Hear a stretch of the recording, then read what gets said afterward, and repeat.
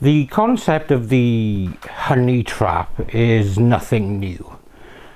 History and literature are littered with examples of women using their feminine wiles to appeal to men for differing purposes. It's even seen the rise of phrases like femme fatale, where a woman's beguiling looks are enough to tempt someone from a more righteous path. Delilah tempted Samson. Mata Hari was a notable spy who used a background as an erotic dancer to persuade men to trust her.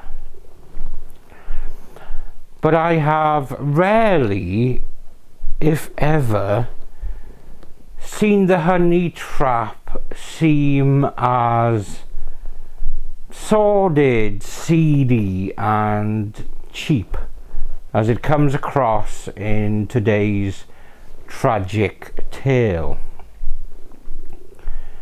The poor unfortunate victim was not perfect, far from it, but sex was the bait that led him into a terrible trap, from which, for him, there was no escape. Unknown to the perpetrators, much of the tale that unfolded was caught on CCTV, sealing the fate of those involved. It seems the victim was selected because he seemed to show off on social media. Join me as we travel to Luton to discover a story that shows that greed will often be enough of a motive for people to kill. This is the tragic story of Saul Murray, and this is Murder of Crows.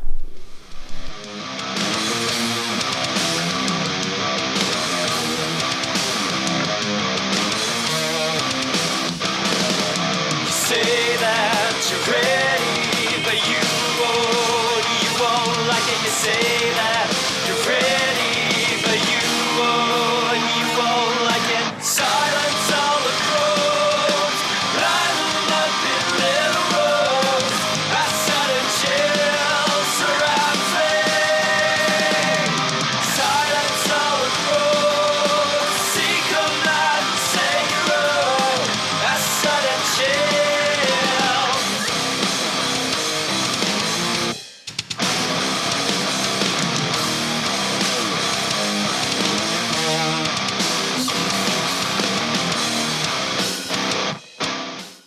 In the 21st century, many people show a moulded and carefully cultivated version of themselves on social media.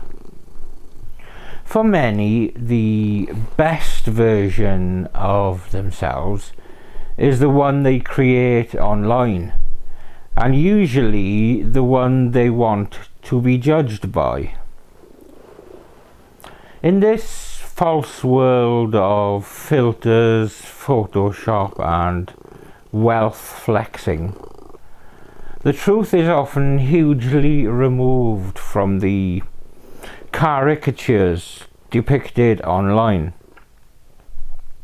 We like to be seen in a positive light, as people of means, of status, of substance and of achievement. These online creations can range from truthful through exaggerations and little tweaks through to downright lies and fakes. But the consequences of polishing up our online presence rarely extend beyond getting called out or cancelled. Unfortunately, the man who wanted the world to see him living his best life was targeted because of the life he purported to lead, and he was permanently cancelled in every sense of the word.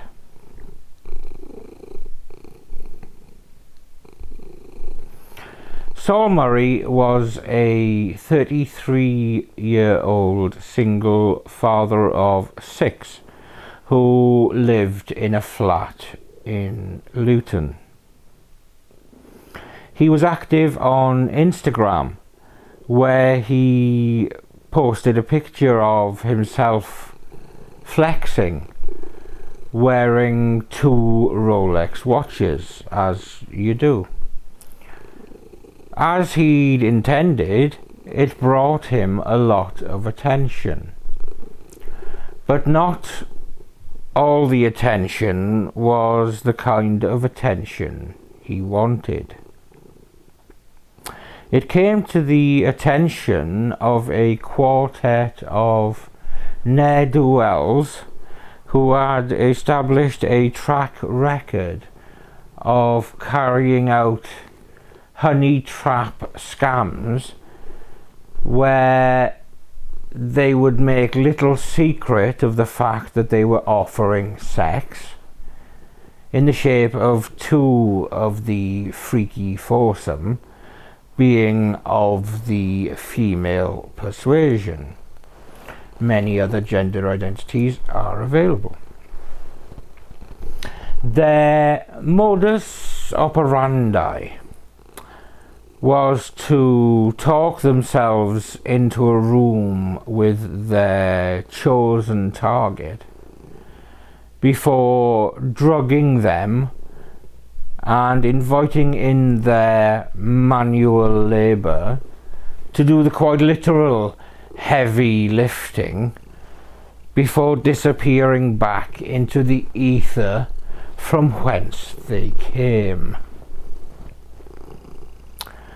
While it seems on the surface that they were simply thieves who meant no harm other than financial and emotional to their victims, but the fact that the men of the group would usually go armed, typically with a bladed article, for situations where things could have got out of hand, shows that perhaps there was a more sinister side to them.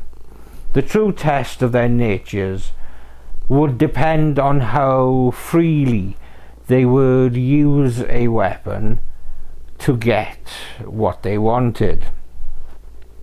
And the fact that I'm telling this story at all should indicate that they had little hesitation in taking lethal steps to get what they wanted. The following CCTV footage shows how Saul Murray's final night on Earth took shape.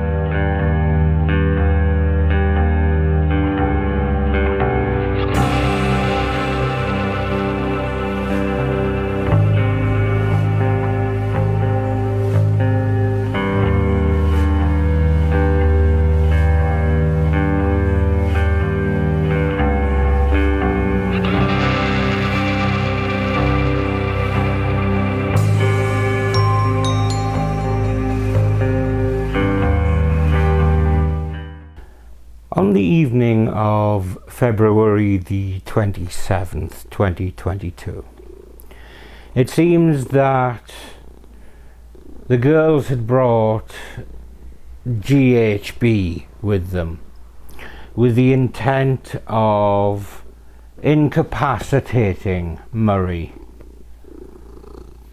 But it would appear that they had not brought enough, as instead of knocking the poor man out, it just made him drowsy and appeared drunk, meaning he was still a threat to their poorly conceived endeavour.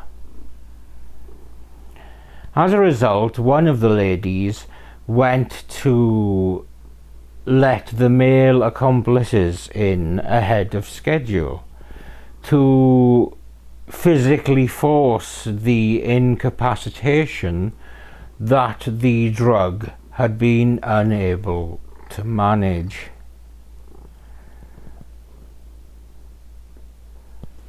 With a single thrust of a knife, Murray was deeply cut in his thigh, damaging his femoral artery. As the hapless criminals fled into the night, Murray was left bleeding out in his own foyer and then later out on the street itself. Quite why the idiots had not abandoned the plan when, after some chat through Instagram and WhatsApp, they turned up at the less than salubrious surroundings of a somewhat run-down set of flats in Luton, is beyond me. Heavily drugged and fatally wounded, CCTV captured Murray staggering around, clearly pissed off, but visibly weakening very quickly. It is a desperately tragic scene, but it would be left to the police to piece together what had happened and to identify and round up the suspect.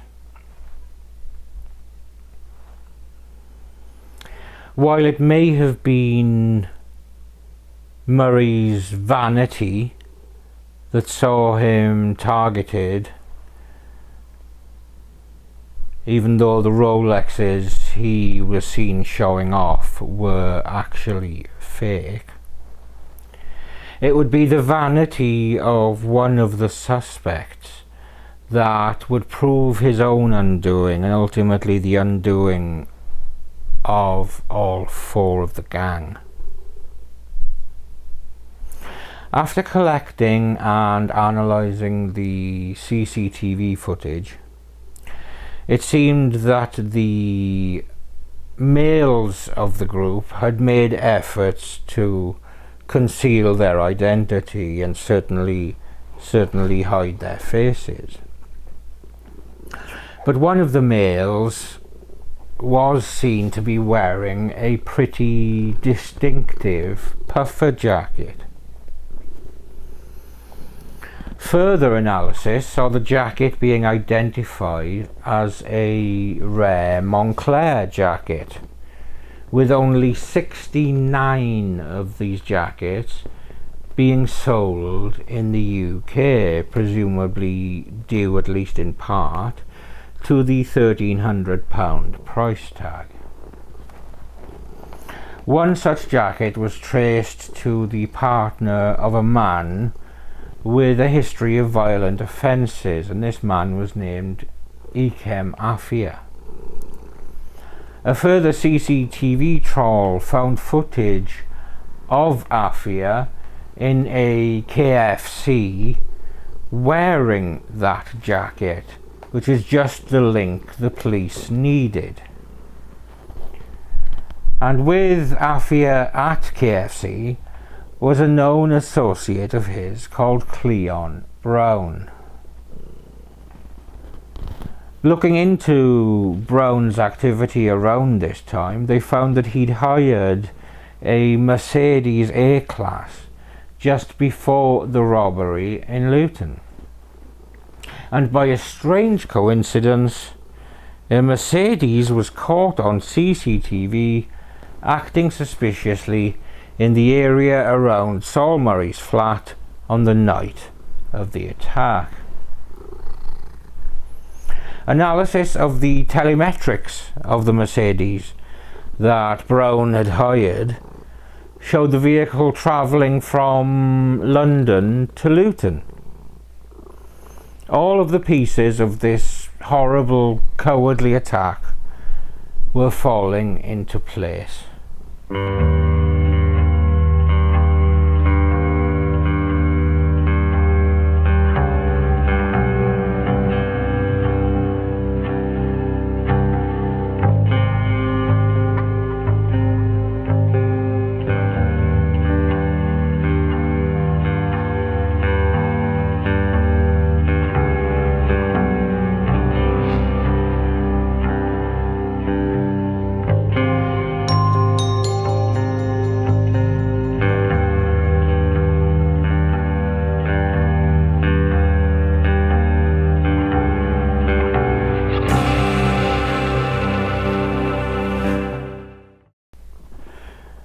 Pretty soon the temptresses, 36-year-old Surpreet Dillon and 21-year-old Temidayo Awe, and their male accomplices, 31-year-old Ikem Afia and 28-year-old Cleon Brown, were arrested and interviewed.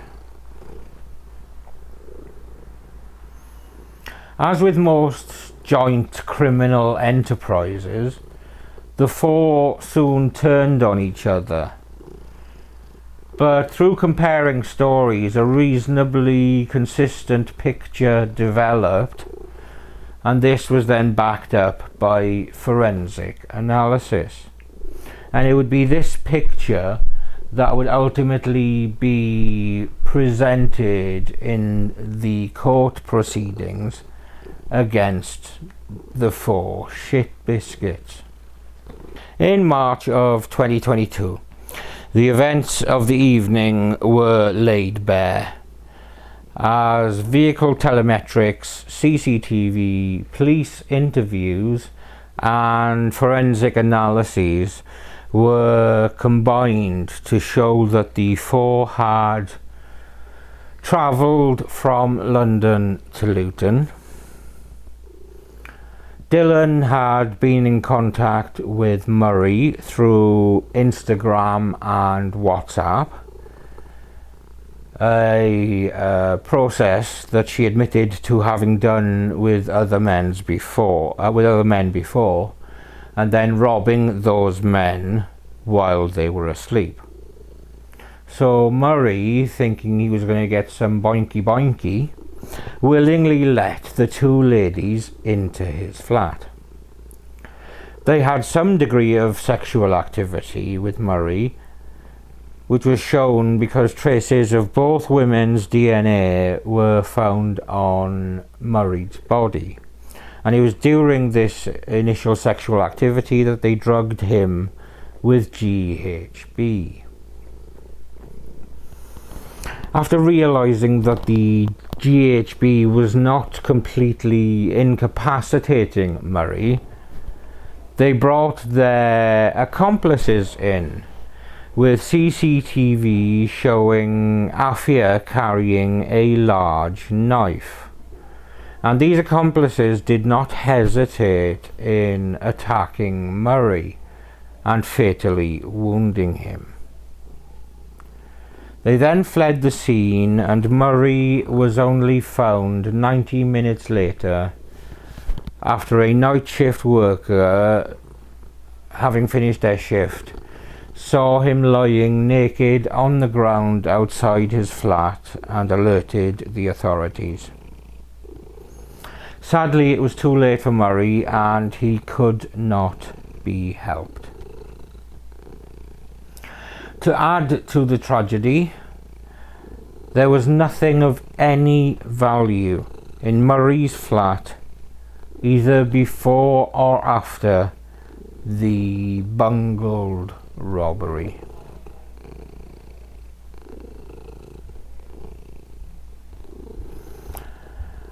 At the end of the court case, Afia, who dealt the fatal wound, was sentenced to life in prison for murder with a minimum term of 25 years. The other 3 participants got off more lightly because they were sentenced for manslaughter along with conspiracy to commit robbery, with Cleon Brown receiving 11 years in prison, Sir Preet Dillon receiving 10 years, and Temidayo Arwe being jailed for 7 years. The fact that justice was so quickly served provides little comfort to the family of Saul Murray.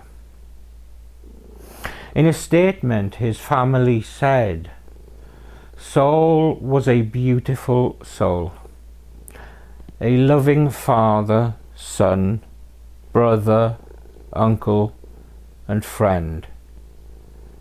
He was hard-working and enjoyed life and loved his children. He will be missed by us all." In a victim personal statement, Saul's father Colin Murray described Saul as a wonderful son. He said he had watched his son die on CCTV. He said, "It's the last thing I think about before going to sleep, and the first thing I think about when I wake up." For any parent to have that image of their child is beyond horrific. Judge Michael Simon said Murray's life had been cut brutally short. He said, "Nothing this court says or does can possibly repair the cavernous void in the hearts and lives of those to whom Saul Murray meant so much." Something went wrong with the primary plan. Exactly what went wrong is beyond this court's capacity to be sure of within the available evidence.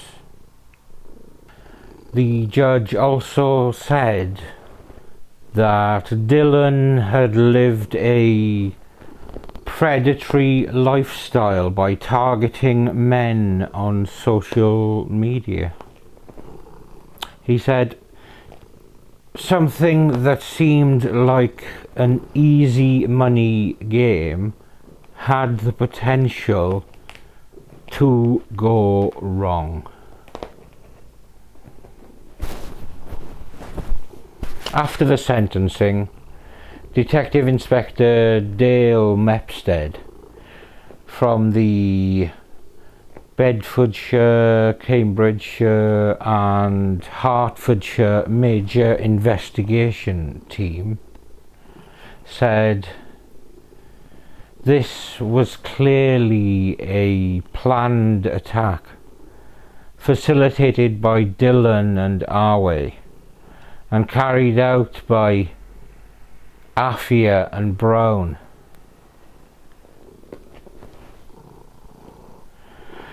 It's obvious from the way the two women used a sedative substance on Murray, and the fact Afia was armed with a knife, that they were prepared to get what they wanted at any cost, which sadly was Murray's life. This was a very lengthy and complex investigation, which involved scrutinizing hours of CCTV, phone data, vehicle telematics, and other evidence to place each of them at Murray's flat at the time of the offence.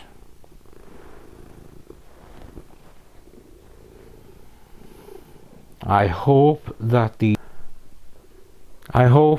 knowledge that all four people involved in this horrific incident will be locked up for a very long time can bring some justice to Saul's loved ones.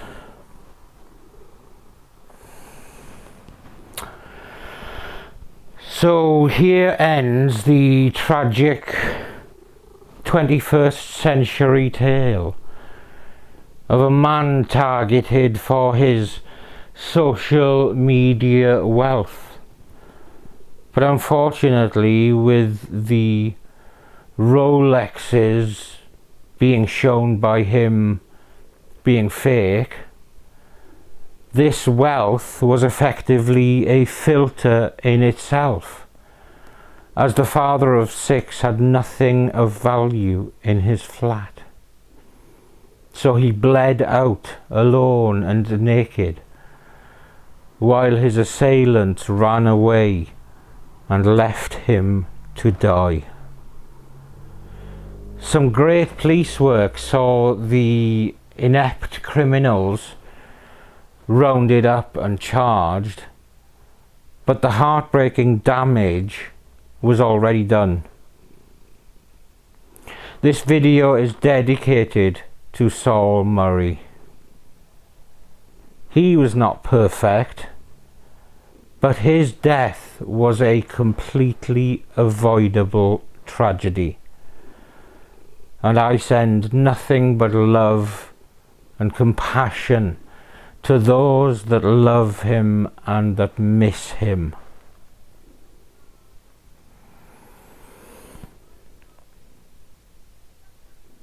Thank you for watching another episode of Murder of Crows. I'm Steve. This here is Samson. And we'll see you when we see you.